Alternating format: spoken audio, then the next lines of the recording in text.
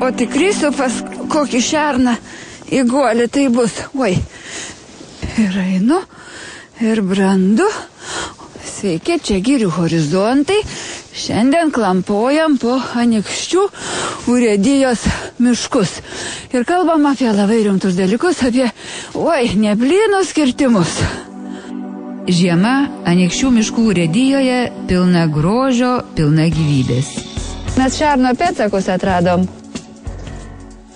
Ir kaip įsiknysė šviežiai šernas.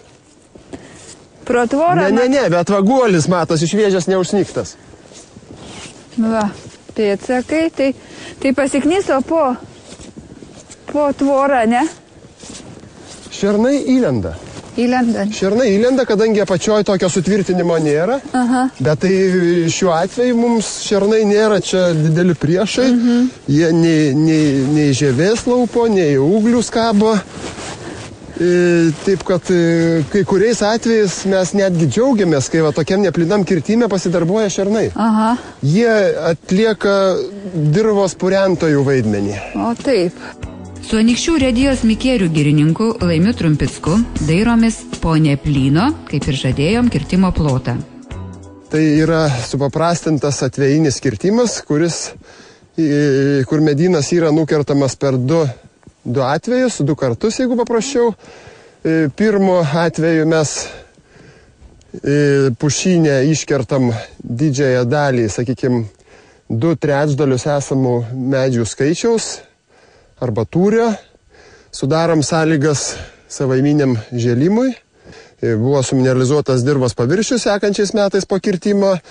Ir gan irgi vėlgi, sakykime, neblogi buvo sėklų atžvilgių metai. Labai buvo daug kankorėžių, daug išbyrėjo sėklų. Ir pakankamai gerai įvyko tas savaiminis žėlimas. Ir dabar jau šitom pušelėm yra 4-5 metai.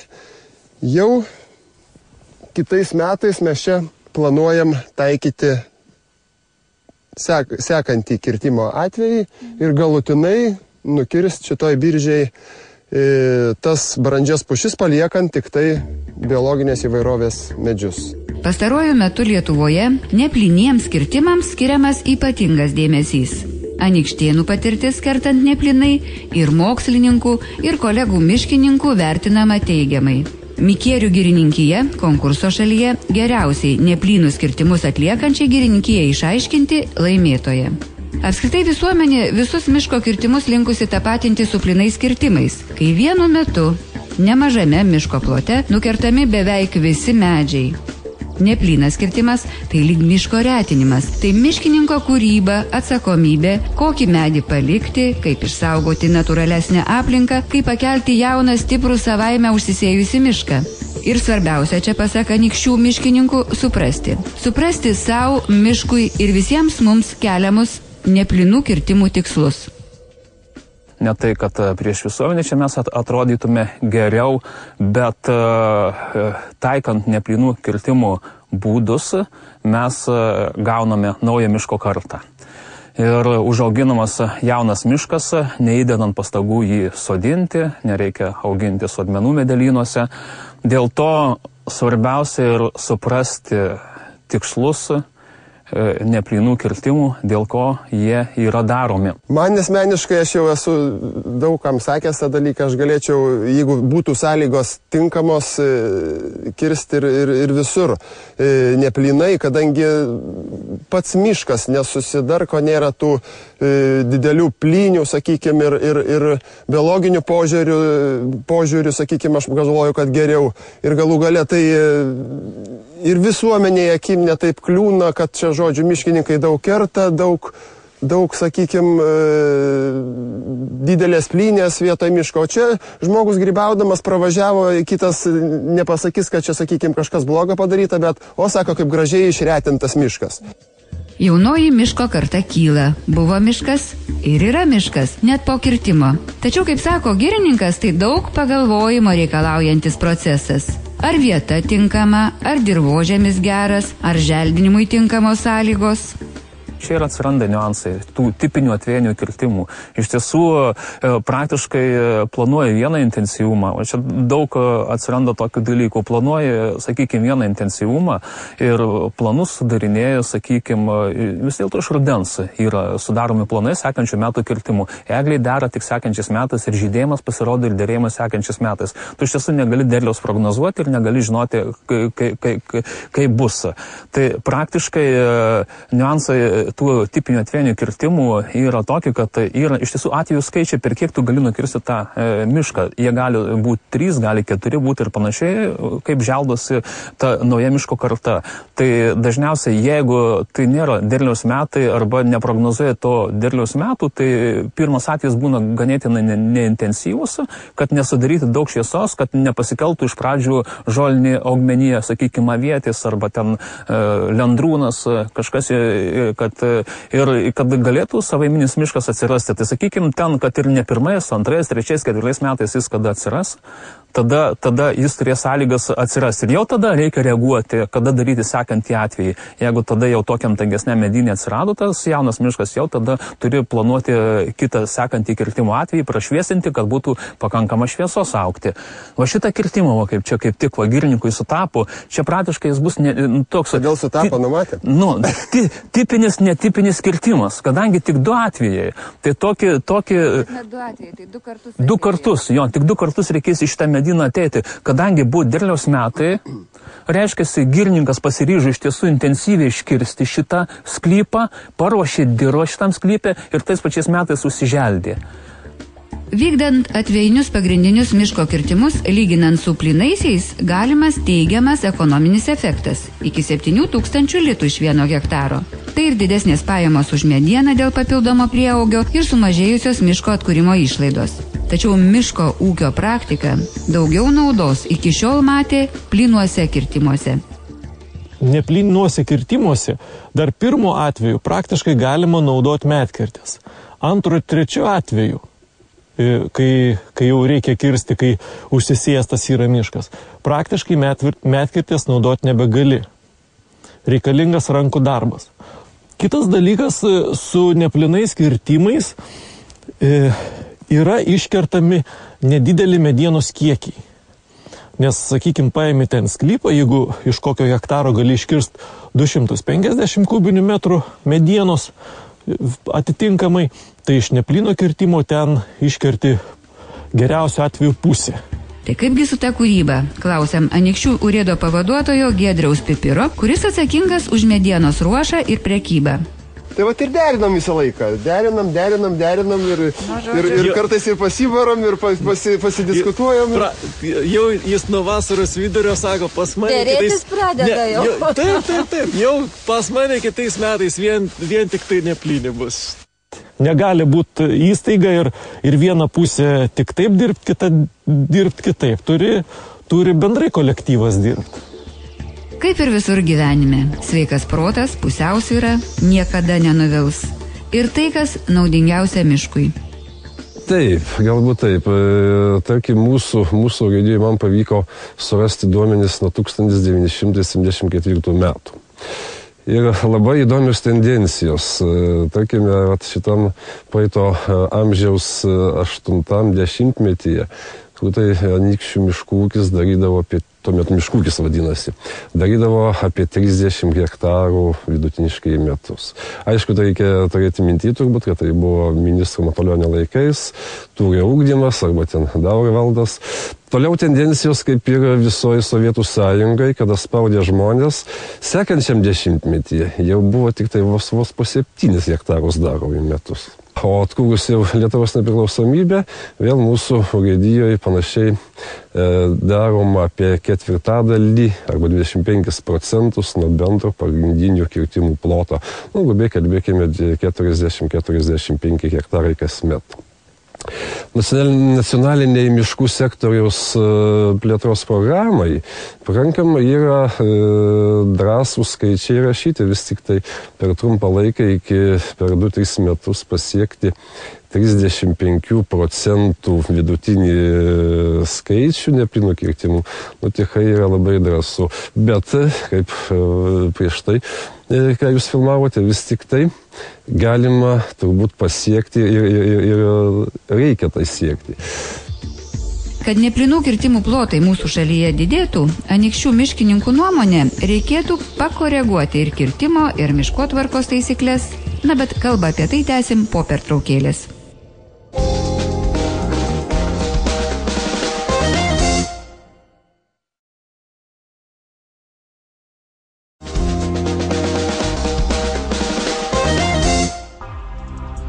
Mes Anykščių urėdijos miškuose. Su Anykščių miškininkais vaikštom po jų neplyno kirtimo miško plotus. Kirtimo taisyklė šiandien yra pakankamai liberalios, sako anykštėnai. Yra didelė veiksmų laisvė taikant kirtimo būdus. Ir vis tik keisti kai ką čia reikėtų. Kadangi praėjusi miškotvarka, vykstant miškotvarkos lauko darbam, ne visi kirtimai atsispindėjo miškotvarkos lauko darbų metu, kurie buvo vykdyti. Arba taksatoriai neturėjo normatyvų, į kokią lentynėlę padėti ten lizdinius kirtimus ar ten kitus.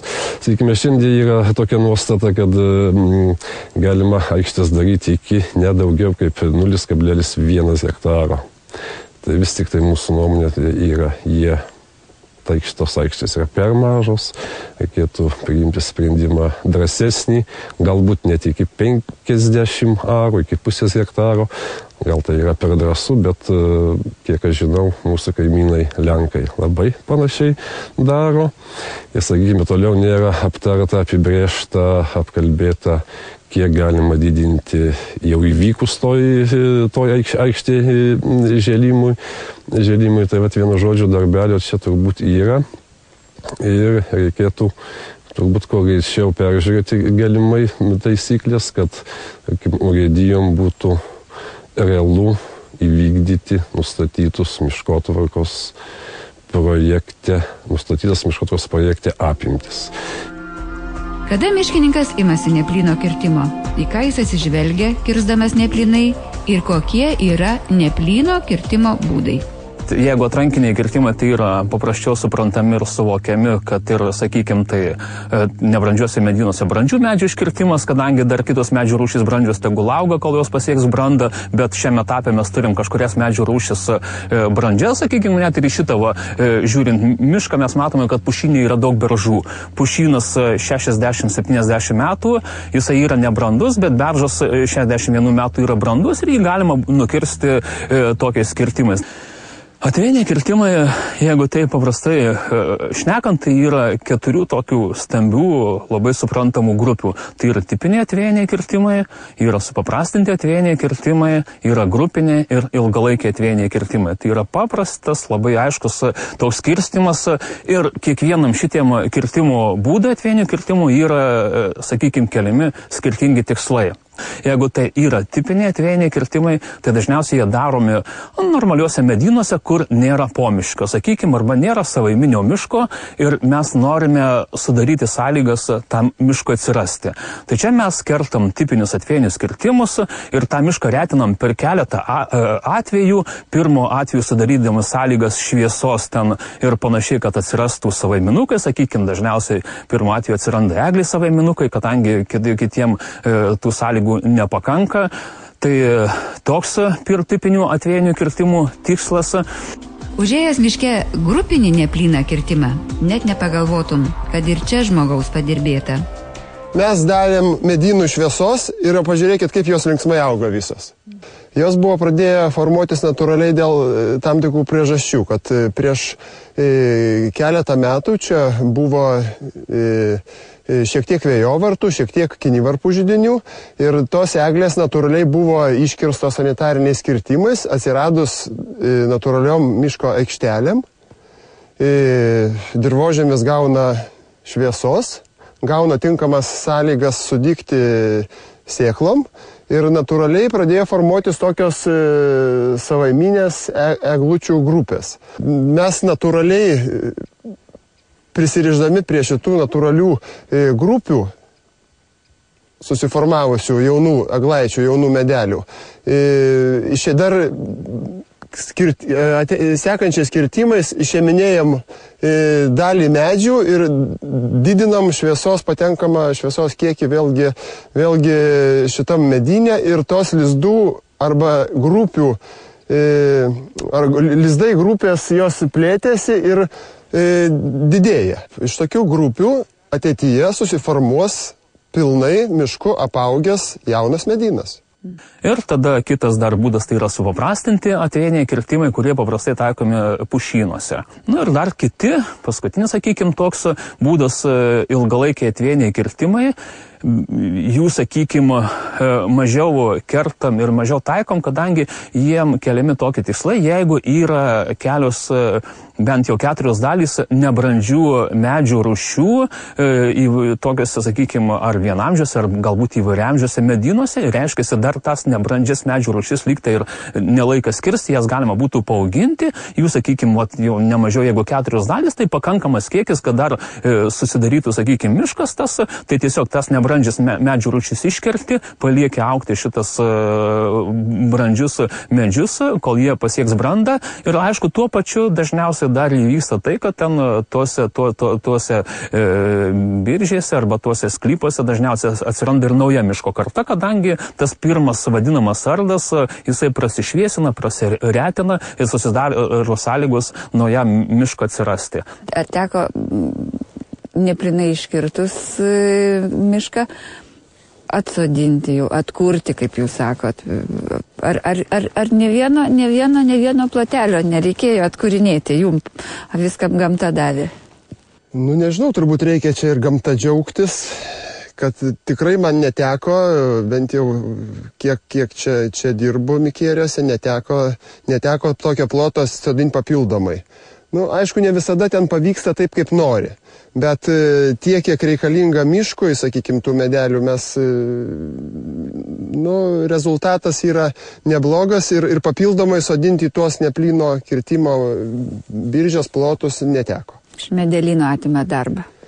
Iš dalies galbūt taip, bet šiek tiek, aišku, ir lėšų sutaupom, kadangi tas medelinas tų, ką jie netiduoda girnikijams sodmenų, jie turi galimybę parduoti. Visuomenė neplynuose kirtimuose pirmiausia įžvelgs gamtos saugos privalumus, o miškininkai valstybei turi dar ir kitokių prievolių. Paskutiniai tie 4-5 metai vis tik tai buvo pakankamai sudėtingi valstybinė miškų sektoriui, nes siekiant ar tai menamo, ar tai valstybės įmonių valdymo efektyvumo arba gražos valstybės biudžetui priimtas sprendimas 50% pelno pervesti į valstybės biudžetą. Viskas lyg tai būtų suprantama, valstybėje taip pat reikia pinigų, jeigu būtų atsižvelgiama į tai, kad miškas yra toks turtas, kurį mes šiandien kertame ir naudojame tai, ką užaugino mūsų tėvai, mūsų seneliai. O norint palikti tokį patį mišką, taip pat kokybišką, ateities kartom vis tik tai reikia įdėti pinigėlių. Nes ta nauda vienkartinė arba trumpalaikė, jie paskui gali, kaip bumerangas, smogti mums po 10 taip atgal, kad mes negausime jokios naudos iš valstybinių, iš miškų.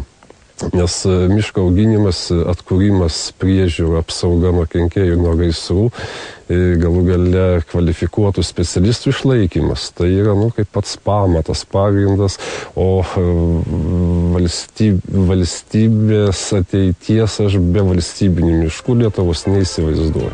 Neseniai grupė Seimo narių įteikė prašymą Konstituciniam teismui, kad būtų ištirta vyriausybės nutarimo dėl valstybės turtinių ir neturtinių teisių įgyvendinimo valstybės valdomose įmonėse tvarkos aprašo patvirtinimo atitiktis Konstitucijai. Politikai abejoja, ar teisinga, jog valstybės įmonių veikla reglamentuojama ne įstatymu, o įstatymo įgyvendinamojų teisės aktu, vyriausybės nutarimu. Kreipėsi, grupė Seimo narių į Konstitucinį teismą, ar tai nebuvo pažeista Konstitucija, kad tokia valstybinių įmonių mokestinė bazė nustatoma per vyriausybės nutarimą, nors tai jų įsitikinimą turėtų būti sprendžiama per atitinkamų įstatymų priėmimą. Ir vis tik tai vyriausybės nutarimas turbūt galima jį ženkliai dažniau kaitalioti, o jeigu tai būtų numatoma įstatymė, mano supratimu, vis tik tai yra sunkiau paskui jį pakeisti ir tą didinimo linkme. Kągi, šiuo klausimu lauksim žinių iš Konstitucinio teismo, o šiandien mūsų laidos pabaigoje būsimų švenčių kalėdinė informacija. Miškininkai vėl sako, parsineš kalėdas į savo namus. Ne pirmi metai visos šalies urėdijos nemokamai dalins eglių šakas. Kitą penktadienį, gruodžio 21-ąją, nuo 14 valandos visų šalies miestų centrinėse aikštėse, jums jau žinomose vietose, planuojama išdalinti ne mažiau kaip 100 000 eglių šakų. Tegul švente pakvimpa visi mūsų namai. Tai Lietuvos miškininkų kalėdinis sveikinimas jums.